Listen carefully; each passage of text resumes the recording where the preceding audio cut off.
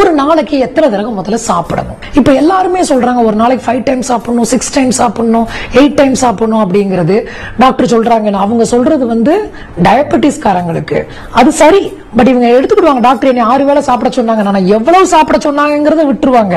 Invariably what happened is people started to overeat at more number of times. So இது வேற மாதிரி ஒரு ரிசல்ட்டை கொடுக்க ஆரம்பிச்சிருச்சு.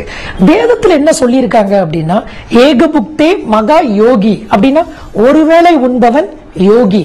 நம்ம யோகி அல்லங்க. அப்ப நம்ம எல்லாம் யாருங்க? we all are born to enjoy the life. அப்படி நம்ம எத்தனை வேளை சாப்பிடணும்? 2 வேளை. யார் ஒருவர் 2 டைம்ஸ் சாப்பிடுறாங்களோ அவங்க எல்லாமே இந்த கேட்டகரியில வந்துடுறோம்.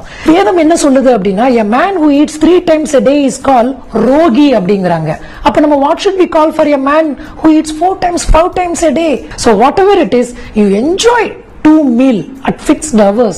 Let the 3rd meal be uncooked, like green salad, raw vegetable salads, low calorific fruits or some soups அந்த மாதிரி வச்சுக்கோங்க.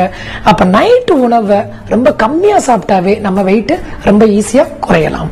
வேற என்ன டிப் அப்படின்னா ரொம்ப ரொம்ப ரொம்ப ரொம்ப முக்கியமான விஷயம் என்னன்னா every 1 hour we should keep sipping waterங்க. every 1 hour அதை மறந்துடாதீங்க. at a time செம்பா தண்ணி குடிக்க வேண்டாம்.